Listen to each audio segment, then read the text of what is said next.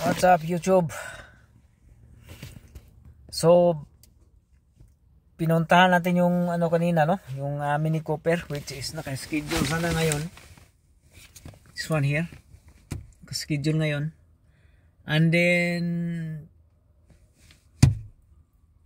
ang ano nito is radiator, no? And then aside from radiator, mayroon pa siyang twin pipe na bleeder pipe na nagko-connect doon at the back. So kailangan pa ito ng karagdagang pisa. So yan lang po muna. And then itong Thursday sana na Toyota, to be confirmed pa ito, pati yung Honda. And then yung sa Sunday yung Prime Master hindi natin nagawa dahil may pinuntahan tayo na priority, no? But itong Ford Focus na ito tapos na ito, so wala na ito. So ang ano na lang natin dito is ito na lang. So most likely tatlong sasakyan at the end of the week. So yan guys, things happen, no? Pagka mayroon na kasing tumingin sa sa sasakyan niya sa Mini Cooper, and then yun ang sabi pa nga dati is mayroong sira yung head gasket kasi daw tawag nito, yung kapitbahay nila nagsabi na may sira yung head gasket kasi nagbabawas ng coolant. So tumawag siya sa atin and dinouble check natin at napag-alaman natin na hindi sa head gasket yung dahilan na para magbawas siya ng coolant. Ang dahilan is mayroon siyang leaking sa radiator. And then the latest scenario is yung twin coolant pipe, bleeder pipe kibali, twin sa at the back of the engine is mayroong tama din, mayroong crack. So papakita ko sa inyo yung video mamaya.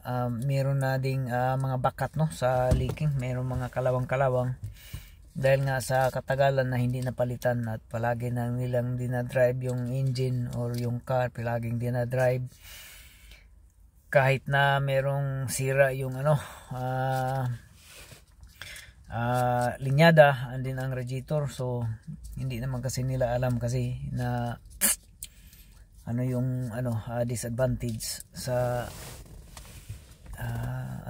magpatakbo ng sasakyan na bumigay yung radiator o yung walang coolant.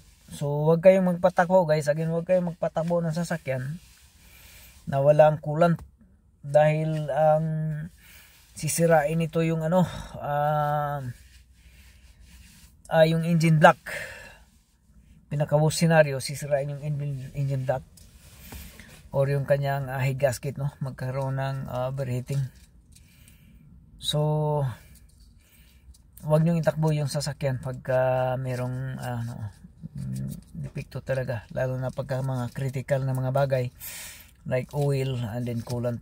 So that's very big no na patakbuhin yung sasakyan. So always check, especially when you are having a long ride, like a long trip, you have to check coolant level, oil level, check on the dipstick, and then brake fluid and etc.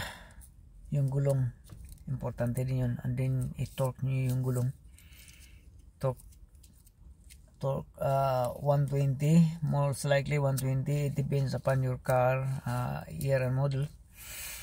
And then so priority ang sasakyan guys. Before kayo i-prioritize niyo ang sasakyan, double check before kayo babiyahe ng malayo or even short distance or long distance. Kailangan talaga para hindi kayo maiwasan yung mga breakdown.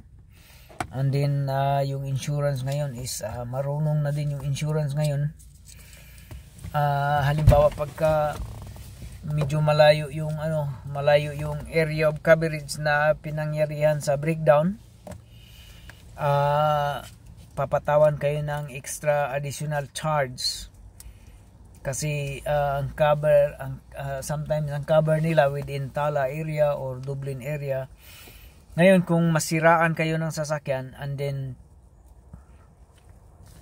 it so happen that it is outside area, so meron kayong additional charge. So halimbawa meron tayong kaibigan na years back na Reno yung kanilang sasakyan, Reno Scenic 06, and then nangyari na naputol yung timing belt and then somewhere sa Gulway, and then tumawag sila ng kanyang insurance, so posible libre naman sana yun, pero kadahilan na napakalayo yung kanyang breakdown scenario na lugar, so hiningian sila ng 600 para sa tow truck. So mabigat yun sa bulsa, mabigat, talagang mabigat. And then so wala silang cash amount na mailalabas. So tinulungan natin sila, tinowing natin yung kanyang sasakyan, tinowing natin. Nangyari ng gabi.